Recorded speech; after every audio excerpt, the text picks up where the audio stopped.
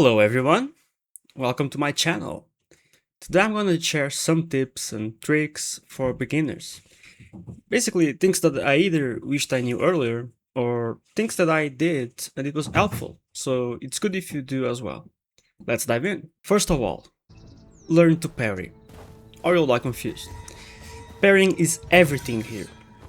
The game by default has the assistance for parrying activated, but I actually suggest deactivating it right when you start. The reason is simple.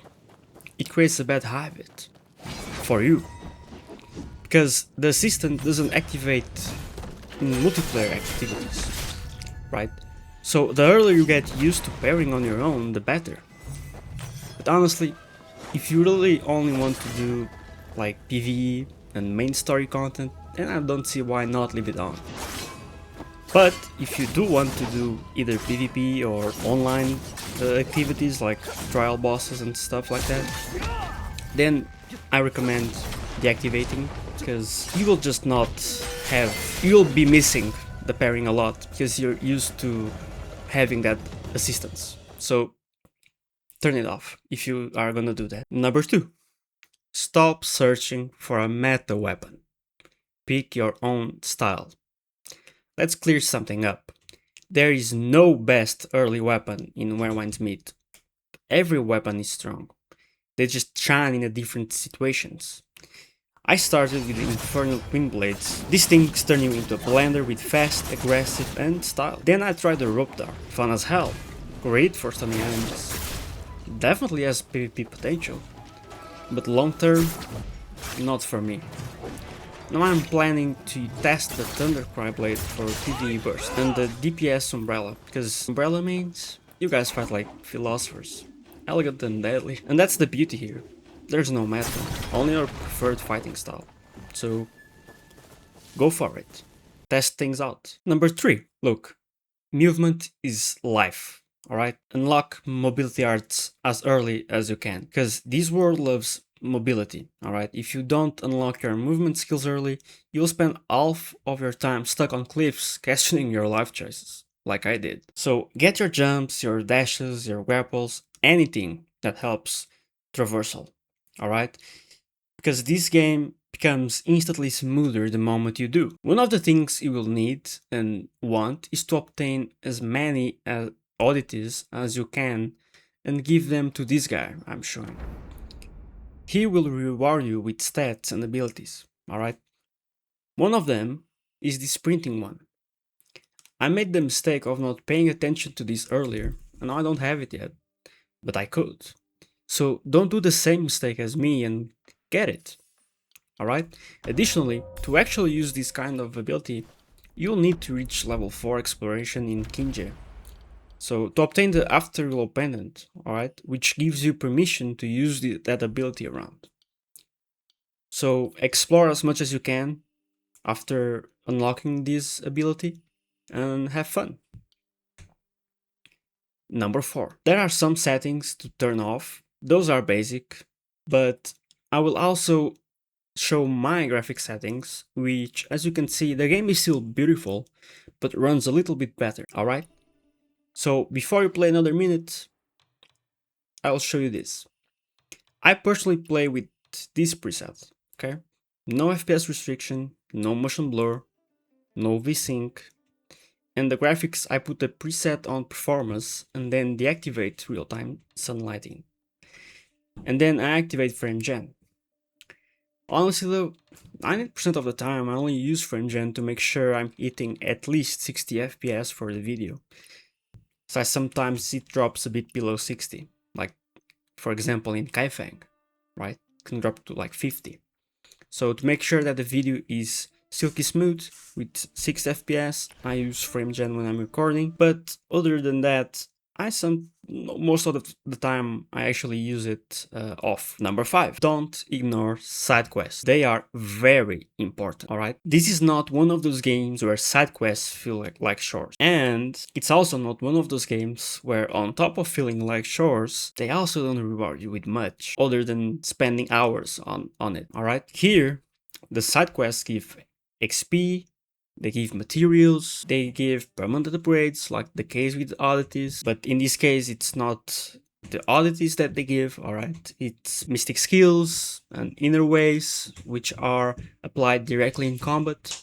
Alright, so whenever you're starting the game and you're in Kingheap, make sure that you do every single side mission in the area before you go to the main quest. I personally did basically all of the side missions before I did the main story. And that helped me a lot. Alright, number 6. Look, early money isn't art, okay? You just need some discipline. Usually when we play games and we start making money on it. By the way, I'm of course talking about in-game money, not real life money, okay? But basically what we usually do, right, is we make some money and then we go into saving mode. We are like, no man, I'm not gonna waste money on these and on that, you know, I'm gonna save it for something that it's important. I'm gonna need it, right? Money isn't gonna come by easily. Well, that's not really the okay. So basically early on you're broke, like can't afford noodles, bro. But that changes very quick. Money in this game comes fast and easy, but it goes easy as well too. However, that's fine, because 90% of the time you're using it only to obtain some materials for the enhancement, like raw ore or quartz 4, or at least that's one of the best uses you have for it, okay? And almost anything in this game gives money. Clearing bandit camps, doing daily exploration rewards, you know. Money stacks quickly if you're consistent, so don't stress min-maxing yet. Number 7. Prioritize skills that actually help. Look, not all skills are created equal, right? Early on, you look for skills that boost survivability, increase mobility, give reliable DPS, improve stagger or parrying windows, right? So with that said, those I use the most are the Cloud Steps and the Guardian Palm, which are two mystic skills, okay? And I use them together mainly because when used together they actually make a combo, which gives a lot of enemy damage and stuns as well. And it's kind of like area of effect, right? It gives damage not to a single enemy but a bunch of them, as long as they're within the range of the ability. So Cloud Steps, you're gonna have it right in the beginning, and the Guardian Palm, you'll have it if you do side missions. I'll do a video showing which side missions you're gonna have to do to get this, so stay tuned for the next video, alright? So as for inner ways, mine are personalized for my builds, but one you must to obtain is Morale Shunt, alright? Nearly all builds have it. However, save the fancy stuff for later. You'll need solid basics first. Number 8. Look, permanent upgrades are easy to miss. There are stamina, there is health, and just upgrades hidden everywhere. Do not rush past them. You have, for example, the oddities, which I showed earlier. They give those stats on top of some abilities, so you must not ignore them, alright? You have to obtain them in order to gain those stats. They make a difference. But in addition to the oddities, you also have stats like Constitution, which you obtain by doing output. Although it only gives you those stats for the first clear, alright? Not every time.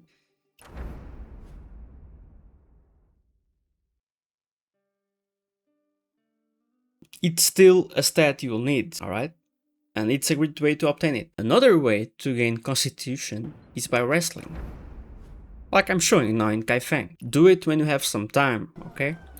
The importance for Constitution is that some gear requires it for you to wield it. Weapons, armor, so make sure you have it. Explore new zones slowly, grab everything, and suddenly the game feels way more forgiving. Number 9. Don't speedrun the main story. I already said this, but I'm gonna say it again because it's important to clarify. If you rush main quests, the game starts treating you like a lost child. Warewine's Meat is designed around progression and world knowledge. So do side content, explore, get gear upgrades, then go back to the story. Those blue books you see, for example, they are side quests that you should absolutely do. They give you good rewards, which will make you stronger and have a more solid foundation for the main story. Okay? So do it.